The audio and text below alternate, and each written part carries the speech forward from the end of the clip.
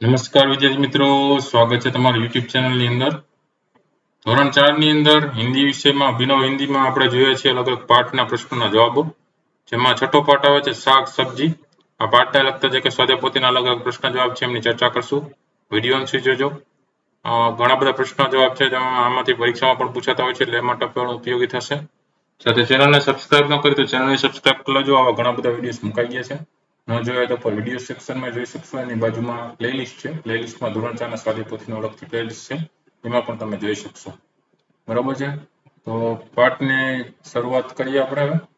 જેમાં પહેલો પ્રશ્ન નીચે આપ્યો છે કે નીચે સબ્જીઓ કે ચિત્ર देखिए और उनके हिंदी और गुजराती में नाम पढ़िए. એટલે હિન્દી અને ગુજરાતીમાં નામ છે વાંચવાના છે. જેમ કે જોઈએ કે મૂલી. મૂલી એટલે શું થાય? મૂળો કહીએ આપણે. બરાબર, મૂળો. પછી ગાજર. ગાજર એટલે ગાજર. આલુ. આલુ એટલે બટાટા અથવા બટેટા. પછી મટર. મટર એટલે વટાણા. મટર એટલે વટાણા.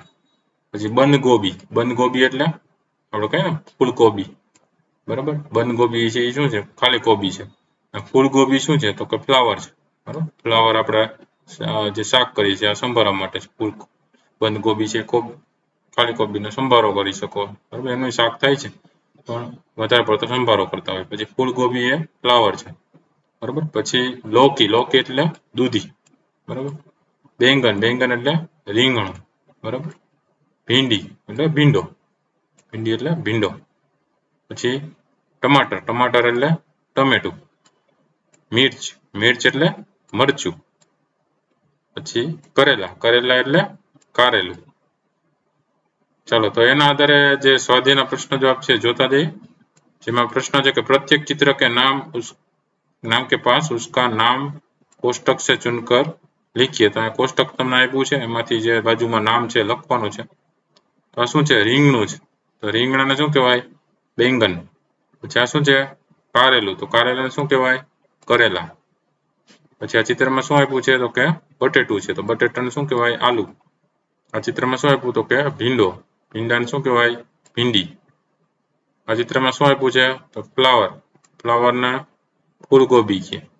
પછી આ ચિત્રમાં મૂળો આપ્યો છે તો મૂળાને મૂલી કહે. પછી આ ચિત્રમાં દૂધી આપી છે તો એને શું કહેવાય હિન્દીમાં? લૌકી. આ ચિત્રમાં વટાણા આપ્યા છે તો વટાણાને શું કહેવાય? મટર. તો આવી રીતે અલગ અલગ પ્રશ્ન જવાબ છે યાદ રાખજો. બરાબર, આવનારી પરીક્ષા માટે તમને ઉપયોગી થશે. ફરી પાછા નવા વિડીયો સાથે મળીએ. ત્યાં સુધી ન જોયેલા વિડીયો જોઈ લેજો. આ વિડીયો ગમ્યો હોય તો લાઈક કરજો અને તમારા મિત્ર પણ વિડીયો શેર કરજો. ફરી પાછા અલગ અલગ વિડીયોઝ છે એ જોતા રહેજો. ન જોયા તો ઉપર પ્લેલિસ્ટમાં જઈને ધોરણ 4માં જઈને જોઈ લેજો. પરીક્ષાની એમાંથી તૈયારી પણ કરી શકશો. મોસ્ટ ઓફ પ્રશ્નો પૂછાતા હોય છે. Thank you very much and take care.